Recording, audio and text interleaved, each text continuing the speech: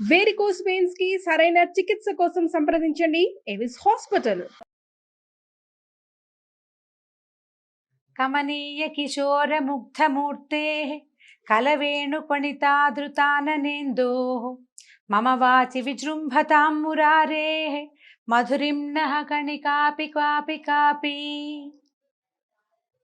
సూర్యుడు తులారాశిలో ఉన్ననాళ్ళు మనం కార్తీక మాసం చక్కగా జరుపుకున్నాం. సూర్యుడు తులారాశి నుంచి ధనురాశిలోకి ప్రవేశిస్తాడు. ఈ ధనురాశిలోకి ప్రవేశించడాన్నే ధను సంక్రమణం అని, ధనుర్మాసం అని, మార్గళి అని రకరకాల పేర్లతోటి చెప్పుకుంటాం.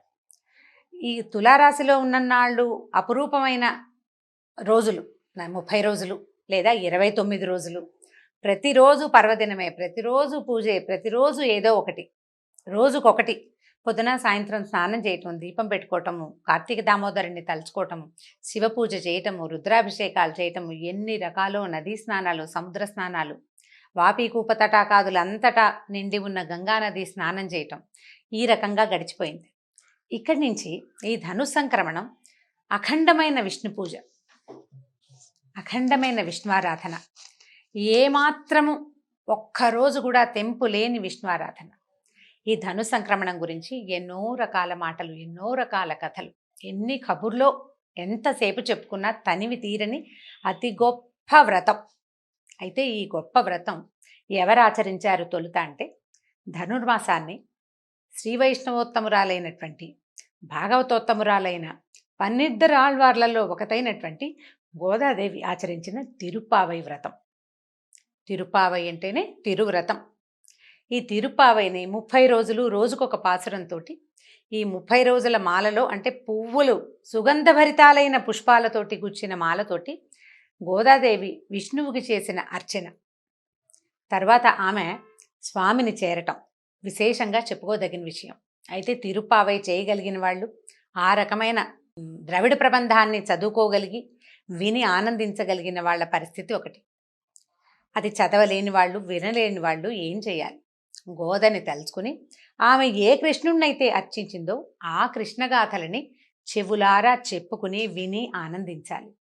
అయితే గోదాదేవి ఈమె ఎలాంటి మహాభక్తి పరురాలంటే, సాహితీ సమరాంగణ సార్వభౌముడు అని చెప్పుకునే శ్రీకృష్ణ దేవరాయల చేత, ఆయన చేత ఆముక్తమాల్యద గ్రంథం రాయటానికి అవకాశం ఇచ్చిన తల్లి. శ్రీకృష్ణదేవరాయల వారు శ్రీకాకుళంలో నిద్ర చేశారట ఒకసారి. నిద్ర చేస్తే, అది కూడా ఆంధ్ర మహావిష్ణువు దేవాలయం వద్ద నిద్ర చేస్తే ఆయనకి కలలో తెలిసిందట, ఇది వరకు తను విడిచిన మాల ఇచ్చిన ఒక చిన్నది ఉంది శ్రీరంగం దగ్గరలో, ఆమెను గురించిన గ్రంథం రాయి తెలుగులో రాయమని స్వామివారు స్వయంగా ఆజ్ఞించారని, ఆ తర్వాతే ఆయన ఆముక్తమాల్యద గ్రంథం రాశారని అంటారు. ఆముక్తమాల్యద అంటే విడిచి ఇచ్చిన మాల కలది, తను ధరించి ఆ మాలని భగవంతునికి సమర్పించినటువంటి మహాతల్లి గోదాదేవి. ఆమె గురించి చెప్పుకోవటం, ఆమె గురించి ఆమె చేసిన పూజ, ఆమె ఏ రకంగా అయితే భగవంతుని చేరడానికి ప్రయత్నం చేసిందో అదే రకమైన ప్రయత్నాన్ని చేయగలగటం మన అదృష్టం, మనకి భగవంతుడు ఇచ్చిన అవకాశం. సోషల్ మీడియా వల్ల చాలా రకాల మంచి అవకాశాలు దొరుకుతాయండి. చిన్న చిన్న ఇబ్బందులున్నా ఈ సదవకాశాన్ని తప్పకుండా అందరూ వినియోగించుకోవాలి. అయితే శ్రీ తిరుమల తిరుపతి దేవస్థానం కలియుగ వైకుంఠంగా చెప్పబడుతుంది. అక్కడ కూడా ఈ నెల రోజుల పాటు ఈ తిరుప్పావైనే మన సుప్రభాతానికి మారుగా తిరుప్పావయ్యే చదువుతారు. ఈ నెల రోజులు తెల్లవారుజామునే స్వామికి సుప్రభాత సేవ చేస్తారు కదా, లేక ఈ సుప్రభాతం బదులు తిరుప్పావైనే చదువుతారట. అక్కడి నుంచి అమ్మవారు ధరించిన మాలని శ్రీరంగం నుంచి తెచ్చి ఈ స్వామివారికి ధరింపజేస్తారట. ఈ రోజుల్లో ధనుర్మాసంలో అయ్యవారు ఊరేగేటప్పుడు తులసిమాల ధరించి చిలుకని చేతబట్టి ఊరేగుతారట మలయప్ప స్వామివారు కూడా. అంత విశేషమైన భక్తాగ్రగణ్యురాలు. ఆమెను గురించి తలుచుకుంటూ భాగవతాన్ని మొదలు పెడదాం. అయితే ఈ భాగవతం ఏంటంటే పూర్తిగా కృష్ణగాథలే చెప్పుకోవాలి మనం. భాగవతం అంటే భగవత్ సంబంధమైంది కదా. అందులో దశమ స్కంధం కృష్ణ జననం. శ్రీకృష్ణుడు ఎక్కడ పుట్టాడు, ఎలా పెరిగాడు, ఏ బాల్య క్రీడలతోటి తన చుట్టూతా ఉన్న ప్రపంచాన్ని మోహింపజేశాడు, ఆ కథల్ని రోజుకొకటిగా చెప్పుకుందాం. ఇలాంటి దివ్య క్షణాలలో, ఇలాంటి ప్రత్యేకమైన రోజులలో భాగవతం వినగలగటం అద్భుతమైన అవకాశం. అందరూ ఈ అవకాశాన్ని తీసుకుని ఈ భాగవత రసామృతాన్ని చెవులారా ఆస్వాదిస్తారని అనుకుంటున్నాను. అయితే నేను మొట్టమొదటి చదివిన శ్లోకం శ్రీకృష్ణుడి యొక్క అమృతమయమైన వాక్కులలో, అమృతమయమైన దృక్కులలో, అమృతమయమైన ఆయన యొక్క వేణుగాన అమృతంలో ఒక్క చుక్కైన ఆ తీపి నా మాటల్లోకి వచ్చి చేరాలని కోరుకుంటున్నాను. ఇది లీలాశుకులు రచించిన శ్రీ కృష్ణలీలా తరంగిణిలోని శ్లోకం. వీలు వెంబడి రోజు ఒక ప్రార్థనా శ్లోకం కృష్ణలీలా తరంగిణి నుంచే తీసుకుందాం. సరే చూద్దాం.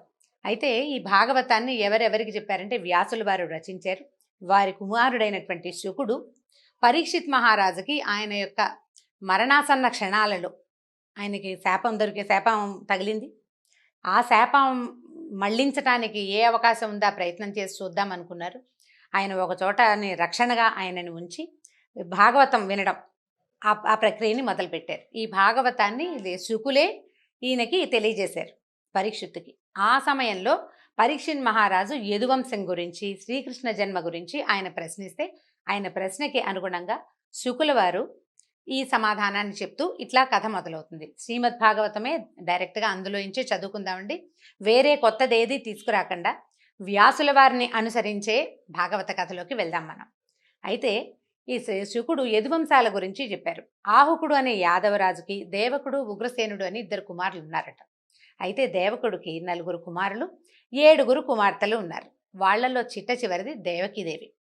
అయితే ఉగ్రసేనుడికి కంసుడు, న్యగ్రోధుడు, కంకుడు మొదలైన 9 మంది కొడుకులను, 5 కుమార్తెలు ఉన్నారు. అదే కాలంలో శూరుడు అనే రాజుగారికి మారిష అనే భార్య ఉండేది.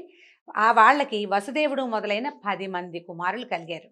అయితే ఈ రాజుగారి కుమారుడైనటువంటి వసుదేవుడు పుట్టినప్పుడు భవిష్యత్తులో ఇతడు విష్ణువుకి తండ్రి కాబోతాడని ఆకాశం నుంచి తప్పెట్లు, భేరీలు, దుందుభులు వాటంతటా అవే మోగినాయట. ఆనక దుందుభి అని పేరు పెట్టేవారట. అందరూ ఆయన అట్లా పిలిచేవారు. ఆ పిల్లవాడు జన్మించంగానే ఈయన విష్ణువుకి తండ్రి కాబోతున్నాడు అని ముందుగానే తెలిసిందట. ఈయన మహానుభావుడు, ఇలాంటి ధన్యాత్ముడని ముందు ఆయన పుట్టినప్పుడే తెలిసింది. ఈ ఆనక దుందుభిగా పేరు పొందినటువంటి వసుదేవుడికి మన దేవకీదేవినిచ్చి వివాహం చేశారు.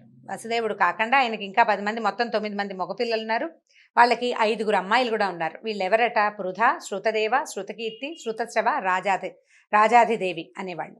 అయితే వీళ్లలో పృథ అనే అమ్మాయిని ఈయన సూర్యుడి యొక్క స్నేహితుడైన కుంతిభోజుడికి పెంపకానికి ఇచ్చారు.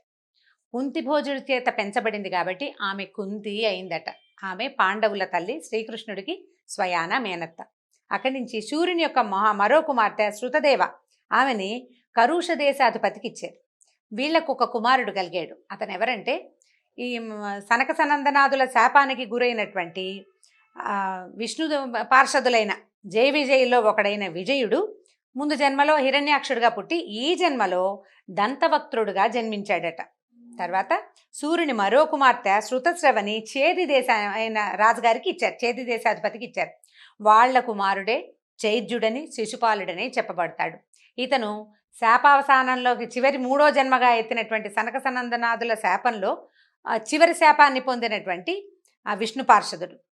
జయ విజయులిద్దరూ, ఒకడు దంతవక్త్రుడుగాను, ఇంకొకడు శిశుపాలుడుగాను శ్రీకృష్ణుడు జన్మించిన కాలంలోనే స్వయాన అతనికి మేనత్తలకి కుమారులుగా జన్మించారు వాళ్ళిద్దరు. ఇప్పుడు వసుదేవుడు ఏం చేశారట? 7 కుమార్తెలు, దేవకుని 7 కుమార్తెల్ని పెళ్లి చేసుకున్నాడు. వీళ్ళు కాకుండా కూడా ఇంకా ఆయనకి భార్యలు ఉన్నారు. ఆ రోజుల్లో ఎక్కువ మంది భార్యలు ఉండటం చాలా సహజమైన సంగతి కదా. పౌరవి, రోహిణి, భద్ర, మదిర, రోచన ఇలా అనే భార్యలు కూడా ఉన్నారట. వీళ్ళకి సరే ఈ దేవిని వివాహం చేసుకున్నారు. ఈ వివాహం చేసుకున్న కాలంలో ఏమైందట? అమ్మాయికి పెళ్ళయింది. ఈ రాజుగారు వాళ్ళకి ఇతోధికంగా అమ్మాయికి బోల్డంత సంపదలు అవి ఇచ్చి పంపించారు. ఈ బాబాయ్ కూతురు అంటే పెత్తండ్రి కుమార్తె అయినటువంటి దేవకీదేవి ఆ ఆఖరి పిల్ల కావటం వల్ల కంసుడికి ఆమె అంటే చాలా ప్రీతట. చిన్నప్పటి నుంచి చాలా ఇష్టం అనమాట. ఈ చాలా ఇష్టమైతే ఏమైంది, ఆయన ఏం చేశాడు? స్వయంగా ఆ అమ్మాయి వివాహం అయినప్పుడు నేను ఈ పిల్లని నేనే అత్తారింటికి సాగనంపుతానని తీసుకుని బయలుదేరాడట. అయితే ఈ బయలుదేరిన దానికి ముందు ఏం చెప్తున్నారంటే, ఈ కృష్ణావతారం ఎందుకు వచ్చింది, ఎందుకు కృష్ణుడు భూమి మీద జన్మించాడు అని పరీక్షిత్ మహారాజు అడిగితే సుఖ మహర్షి ఇలా చెప్తున్నారు. అనేక మంది రాక్షసులు భూలోకంలో రాజులుగా పుట్టారు, పాపాత్ములై ప్రవర్తించారు. వాళ్ళ దుశ్చర్యలని ఎవ్వరూ అడ్డుకోలేకపోయేవాళ్ళు. అయితే భూమి ఈ భారం నేను మొయ్యలేకపోతున్నానని బ్రహ్మదేవుడి దగ్గరికి వెళ్ళి మొరపెట్టుకుందట. భూదేవికి, తల్లికి పిల్లల భారమా? భూమికి ఎవరూ భారం కాదు, కానీ వాళ్ళు పాపాత్ములయ్యి ప్రజలను పాలించి పోషించవలసిన వాళ్ళు పీడిస్తే వాళ్ళుగా తయారయ్యి భూమికి బలాన్ని ఇచ్చే యజ్ఞయాగాదుల్ని వాటిని ఆపేస్తూ ఉంటే, దాన ధర్మాదుల్ని ఆపేస్తే అదంతా ఆమెకి భారం అయిపోతుంది. ఈ పాపాత్ముల భారం నేను మొయ్యలేకపోతున్నాను, నాకు ఏదైనా సహాయం చేయమని బ్రహ్మదేవుడి దగ్గరికి వెళ్ళి మొరపెట్టుకుందట. సరే, ఆమెను వెంట పెట్టుకుని దేవతలను కూడా వెంట పెట్టుకుని క్షీరసాగరంలోకి వెళ్ళాడట బ్రహ్మదేవుడు. విష్ణువుని ప్రార్థించాడు, ఏదైనా ఒక మాట చెప్పు, భూమి చాలా దుఃఖపడుతోంది అని అడిగితే అప్పుడు ఆయన ఏం చెప్పాడంటే, బాగా ఆలోచించి, ఈ రాబోయే కాలంలో వసుదేవుడు అనే యాదవ రాజకుమారుడికి రాజకుమారుని యొక్క కొడుకుగా జన్మిస్తాను నేను. నాతో పాటు నాకు సహాయంగా ఆదిశేషువు కూడా అవతరించబోతాడు. పూజ్యురాలైన విష్ణుమాయ కూడా భూలోకంలో ఆవిర్భవిస్తుంది. తర్వాత ఏమో స్వామిని సేవించడానికి, అంటే నన్ను సేవించేందుకు దేవతా స్త్రీలంతా యాదవ కన్యలుగా జన్మించాలని విష్ణువు ఆజ్ఞ ఇచ్చాడు బ్రహ్మదేవుడు. బ్రహ్మ ఈ విషయాన్ని భూదేవికి తర్వాత దేవతలందరికీ తెలియజేశాడు. భూమికి చెప్పాడు, నువ్వు బెంగపెట్టుకోవద్దమ్మా, నీ కష్టం తీర్చడానికి విష్ణుమూర్తి స్వయంగా మానవ రాజకుమారుడిగా పుట్టబోతున్నాడు. ఆయనకు సహాయంగా నీ భూభారాన్ని వహించే 1000 పడగల ఆదిశేషువు కూడా అక్కడ పుడతాడు ఆయనతో పాటు. తర్వాత ప్రపంచం అంతటా ఆవరించి ఉండే విష్ణుమాయ అని చెప్పబడే యోగమాయాదేవి కూడా ఆయనతో పాటు జన్మిస్తుంది అని భూదేవికి ధైర్యం చెప్పాడు. దేవతలకి ఏం చెప్పాడంటే, దేవతా స్త్రీలందరూ స్వామిని సేవించేందుకు భూలోకంలో జన్మించవలసి వస్తుంది గోపికలుగా అని చెప్పాడు. ఆ తర్వాత ఇప్పుడు మనం ప్రస్తుత కథలోకి వద్దాం. ఇక్కడి నుంచి ఏం జరిగింది? దేవకీదేవి వివాహం అయింది. వివాహం అవ్వగానే ఈయన అమ్మాయిని అత్తవారింట్లో దింపడానికి ఆమెకి ఇచ్చినటువంటి కొన్ని వేల మంది సేవకులతోటి, వెండి బంగారాలతోటి, గోవులు, అశ్వాలు, ఏనుగులతోటి, అపరిమితమైన వాత్సల్యంతో ఈ కంసుడు బయలుదేరాడట. బయలుదేరి మంగళవాద్యాలు మిన్నంటుతూ పెద్ద ఘోషగా వినపడుతున్నాయి. ఆడపిల్లని పంపిస్తుంటే వినిపిస్తాయి కదా. ఆ వస్తూ ఉండగా ఏమైంది, ఆకాశంలోంచి ఒక శబ్దం వినపడిందట. ఓరి కంస, నీ సోదరిని అత్తవారింట్లో దింపడానికి అట్టహాసంగా బయలుదేరావు. నీకు తెలుసో తెలీదో, ఈమె గర్భాన జన్మించే 8వ వాడు నిన్ను సంహరిస్తాడు. ఆ విషయం తెలియక నువ్వు అవివేకిగా ఇలా సంచరిస్తున్నావు అని వినపడింది. వినపడంగానే కంసుడు సహజంగానే చాలా ధూర్తుడు. ఆ ముందు వెనకలు ఆలోచించేవాడు కాదు. వెంటనే ఈ ఉదుటున రథాన్ని వదిలేశాడు. సారథ్యం చేస్తున్నవాడు కళ్ళాలు వదిలేశాడు. ఉవ్వెత్తున లేచి నిలబడ్డాడు. రథం నుంచి దూకాడు. చెల్లెల్ని జుట్టుపుచ్చుకుని కిందకి లాగేశాడు. ఈమె కొడుకు నా మరణానికి కారణమవుతాడు. తన మరణం అని వినంగానే వివేకం మర్చిపోయాడు. సావు భయం వ్యక్తులకు అట్లా ఉంటుంది. దాంతో ఈ జుట్టు పట్టుకుని లాగేశాడు. కత్తెత్తాడు అమ్మాయిని చంపేయడానికి. వసుదేవుడు అప్పుడే వివాహం అయింది. ఆయనకి కొంతమంది భార్యలు ఉన్నారు, కానీ ఆయన మహాబుద్ధిశాలి, మెత్తటివాడు. బలంతో కంసుడిని తను ఆపలేనని ఆయనకి తెలుసు. అందుకని ఏం చేశాడు, మనసు మార్చడానికి ప్రయత్నం చేశాడు. కంస, భోజవంశీల్లో చాలా గొప్పవాడివి, బలవంతుడివి, శ్రేష్ఠుడివి. నువ్వు కూడా మృత్యు అంటే భయపడతావా? పైగా ఏదో గాలి మాట, ఆకాశంలో వినపడిన మాటకి భయపడి చెల్లెలు, పైగా అమాయకురాలు, నీకు ఎంతో ప్రేమ, నీకు చెల్లెలంటే కూతురు లాంటిది, కొత్త పెళ్లి కూతురు, పసుపు బట్టలతోటి ఉంది, నువ్వు ఇట్లా జుట్టుపుచ్చుకుని లాగితే పిల్ల బెదిరిపోయి భయపడుతోంది. ఇలాంటి ఆమెను వధించచ్చా నువ్వు? పైగా మృత్యువు ఎవరికి తప్పుతుంది? ఏ మానవుడికైనా మృత్యువు తప్పుతుందా? నీలాంటి మహావీరులు మృత్యువుకి భయపడతారా? ఒక మాట విని ఇంత పని చేస్తావా అని చెప్పి ఆపబోయాడు. కాతే మరణ భయంతో తనకి మరణం వస్తుందన్న మాట వినేసరికి ఉద్వేగానికి లోనైపోయిన కంసుడు వినలేదు. ఎందుకంటే ఆపాటికే కంసుడు నరమాంస భక్షకులతో చేరిపోయి ఉన్నాడు. అతని స్నేహితులందరూ మాంసభక్షకులు. సత్ప్రవర్తన కలిగిన వాడు కాదు, క్రూరుడు. దాంతో ఇంకా వేగంగా ఆలోచించి ఈయన ఏం చేశాడంటే, ఇప్పుడు ఆయన ఏమనుకున్నాడు, ఇప్పుడు ఈ పెళ్లి కూతురు మీద భయం కాదు కంసుడికి, ఈమెకు పుట్టబోయే సంతానం మీద. కాబట్టి సంతానం వైపు కంసుడి దృష్టి మరలించి ప్రస్తుతం ఈ భార్యని, కొత్త పెళ్లి కూతురిని రక్షించుకోవాలనుకున్నాడు. ఆయన ఏం చేశాడు, ఆలోచించుకుని వెంటనే ఏం చెప్పాడు, పైగా భయపెట్టినా నీకు మరణం తప్పదు లాంటి మాటలు మాట్లాడకూడదు, నిన్నేం చేస్తానో చూడు అనడానికి ఇతనికి అంత శక్తి లేదు, అతను ఇంకా మహాబలవంతుడు. అందుకని చాలా జాగ్రత్తగా తొణక్కండా ఏమన్నాడంటే, నువ్వు కంగారు పడకు, సంతానం కదా నీకు సమస్య, ఆ పిల్లాన్ని తెచ్చి నీకు ఇచ్చేస్తాను. మీ చెల్లెలేం చేసింది మధ్యలో? పైగా ఇప్పుడు నువ్వు తొందరపడి చెప్తే చంపేసావనుకో, స్త్రీ హత్య, సోదరి హత్య, కొత్త పెళ్లి కూతురు, నలుగురిలో ఇప్పుడే బయలుదేరావు, ఇంతలోనే నువ్వు ఇలా హత్యలకి దిగితే నీ గ్లామర్ పోతుందని చెప్పి బెదిరించాడు. అంతే అనమాట. అది మంచి మాట. నీ తాలూకు పరువు పోతుంది. నువ్వు మరణ భయంతో ఇలా ఒక స్త్రీని వధించావు అనే పాపం మూట కట్టుకుంటావు. దానివల్ల నీకు పాపం వస్తుంది. మరణం పట్ల భయపడడం వల్ల కూడా నీకు ఉత్తమగతి రాదు. సంతానం వల్ల నీకు సమస్య, కాబట్టి పుట్టిన సంతానాన్ని పుట్టినట్టు నీకు తెచ్చిస్తాను అని చెప్పి ఒప్పించాడు. ఒప్పించేసరికల్లా సరే సర్దుకున్నాడు కంసుడు. కాస్త ఆలోచించుకున్నాడు. అందరూ తన వైపే చూస్తున్నారు. పరువు పోతుందన్న మాట అక్షరాల నిజం. తండ్రి తల్లి అందరూ ఏమంటారో, చుట్టుపక్కల ఏమంటారో, నగర పెద్దలు ఏమంటారో 4 ఆలోచించుకుని సరే వసుదేవుడు చాలా మంచివాడు, బుద్ధిమంతుడు, పైగా ఆనకదుందుబిగా పేరు పొందినవాడు, కాబట్టి అతని మాట ఒప్పుకోవాలనుకుని ఏం చేశాడు కంసుడు, అమ్మాయిని వదిలిపెట్టేశాడు, అత్తవారింటికి పంపేశాడు. దేవకిదేవి వసుదేవుడు వాళ్ళ ఇంటికి వెళ్ళిపోయారు. కంసుడు స్థిమితపడి మళ్ళీ తన పని చూసుకున్నాడు. ఇంకా కొంతకాలం జరిగిన తర్వాత ఈ మన దేవకీదేవికి మొట్టమొదట ఒక కుమారుడు పుట్టాడు, కీర్తిమంతుడు అనే పిల్లవాడు. అయితే ఈ వసుదేవుడు ఏం చేశాడు, అన్న మాట ప్రకారం పిల్లవాడిని తీసుకొచ్చి కంసుడికి అప్పచెప్పాడు. అప్పటికి కంసుడికి భయము తగ్గిపోయింది. మనం వినగానే ఒక కంగారు వస్తుంది, ఉద్వేగం వస్తుంది వ్యక్తులకి. కొంతకాలం గడిచేసరికల్లా ఏమవుతుందిలే, ఏదో ఆకాశంలో వినపడింది, ఏమవుతుంది అని కొంచెం కాస్త నిదానించాడు. పైగా అష్టమ గర్భం తన మరణానికి కారణమవుతుందని తెలుసుకున్నాడు. దీంతో ఏం అవ్వదు అని అనుకుని ఏం చేశాడంటే, మొదటి పిల్లాడి చోట ఏముంది, 8వ పిల్లాడు కదా బావా, అప్పుడు తీసుకుందాంలే, అప్పుడు చూద్దాంలే, నువ్వు పిల్లవాడిని తీసుకెళ్ళిపోమని పిల్లాడిని వసుదేవుడికి ఇచ్చి పంపించేశాడు. ఈ వెనక్కి వెళ్ళాడు కానీ వసుదేవుడు ఈయన్ని కంసుడిని నమ్మలేదు. వీడి బుద్ధి ఏ క్షణాన్ని ఎటు తిరుగుతుందో తెలీదు. వాళ్ళ చంపేస్తానన్నవాడు ఇవాళ సర్దుకున్నాడు, ఇవాళ పంపేసిన వాడు రేపు మళ్ళీ రమ్మంటాడేమో తెలీదు అని ఆ భయంతో మెల్లిగా ఇల్లు చేరాడు వసుదేవుడు. ఇంతలో నారద మహర్షి కంసుడి దగ్గరకు వచ్చి ఏం చెప్పాడంటే, 8వ పిల్లవాడు నీ మరణానికి కారణమవుతాడు, ముందు పుట్టిన 7గురిని గనక ఉంచితే వాళ్ళు 7గురు సహాయం చేయరాని వాడికి, కాబట్టి ఇది తెలివైన పని కాదని, అస్సలు శత్రుశేషం ఉంచకూడదని ఖచ్చితంగా చెప్పాడు. పైగా ఇంకా ఏం చెప్పాడంటే, నందుడు గోకులంలో ఉన్న వాళ్ళందరూ, నందుడు నీకు అక్కడ గోకులాలు ఉన్నాయా, వాట్లలో ఉన్న వాళ్ళు యాదవులు, వాళ్ళ స్త్రీలు అందరూ మానవ రూపంలో ఉన్న దేవతలు. రాక్షస సంహారం కోసం విష్ణువే దేవతల్ని ఈ రూపంలో పంపాడు.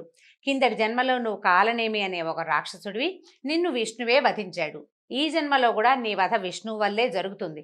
అక్కడ పుట్టబోయేవాడు సాక్షాత్ విష్ణువేనని నారదుడు బుప్పందించేశాడు కంసుడికి.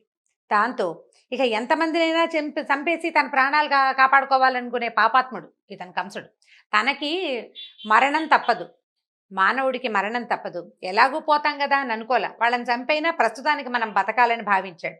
దాంతో వెంటనే ఏం చేశాడు, ఆ చంటి పిల్లవాడిని మొట్టమొదటి ప్రథమ సంతానమైన కీర్తిమంతుడిని వధించాడు, చంటివాడిని. అక్కడి నుంచి వీళ్ళిద్దరిని చెరసాలలో బంధించాడు. తండ్రి ఈ పనికి ఒప్పుకోలేదని కేకలేశాడని, ఆయన తన్ని బంధించడానికి పూనుకున్నాడని ఉగ్రసేన మహారాజుని కూడా చెరసాలలో బంధించాడు. తండ్రి రాజ్యానికి తానే రాజై మధుర రాజ్యంగా, అది మధుర రాజధానిగా ఆ రాజ్యాన్ని పరిపాలించడం మొదలుపెట్టాడు. తర్వాత ఏం జరిగింది, శ్రీకృష్ణ జననం ఎలా జరిగిందో వచ్చే భాగంలో తెలుసుకుందాం. నమస్కారం.